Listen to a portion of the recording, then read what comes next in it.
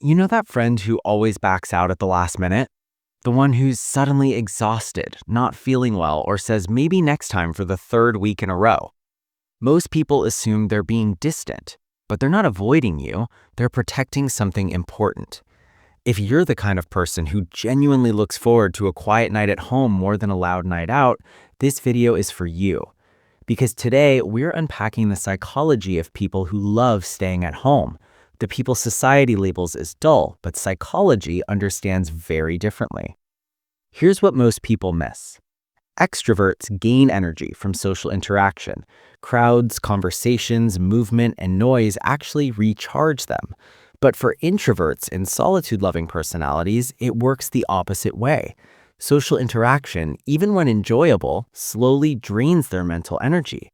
For them, silence isn't empty, it's restorative, and home is the one place where their energy finally refills. Psychologists explain this through something called optimal arousal theory. Every nervous system has a comfort zone. Some people need high stimulation to feel alive. Others function best with less. This isn't fear, it isn't weakness, and it definitely isn't laziness. It's simply how the brain is wired. But introversion isn't the whole story. Many people love staying home because it offers something the outside world doesn't: control. Outside, everything is unpredictable. Noise you didn't choose, conversations you didn't want, plans that change without warning, small talk that feels meaningless. At home, you decide everything: the lighting, the sound, the pace. For people who are sensitive, anxious, or easily overwhelmed, that control isn't comfort, it's regulation. And here's something most people don't expect. Research shows that people who enjoy solitude are often more creative, more reflective, and stronger problem solvers. Being at home isn't the absence of activity, it's where deep thinking happens. Some of the best ideas aren't born in crowded spaces, but in quiet rooms late at night when the mind finally has space to wander. Yet culture tells a different story.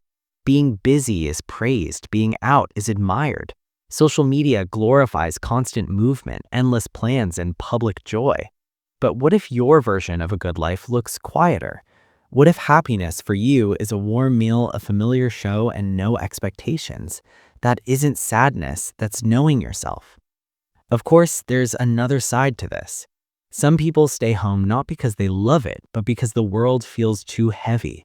Social anxiety, old emotional wounds, depression that quietly asks, why bother? For them, home can feel safe, but also limiting.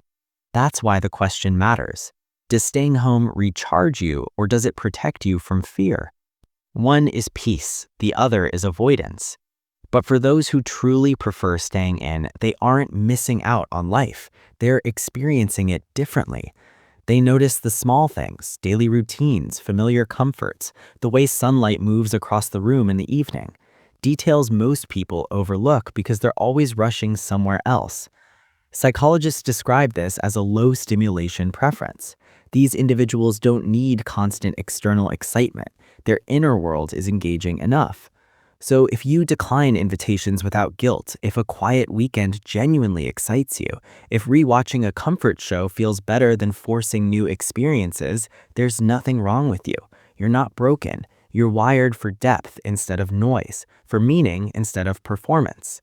So tell me, do you feel most alive at home, or do you think staying in is just an excuse we've normalized? And if you want to understand the parts of yourself most people never question, the next video will hit even deeper than this one.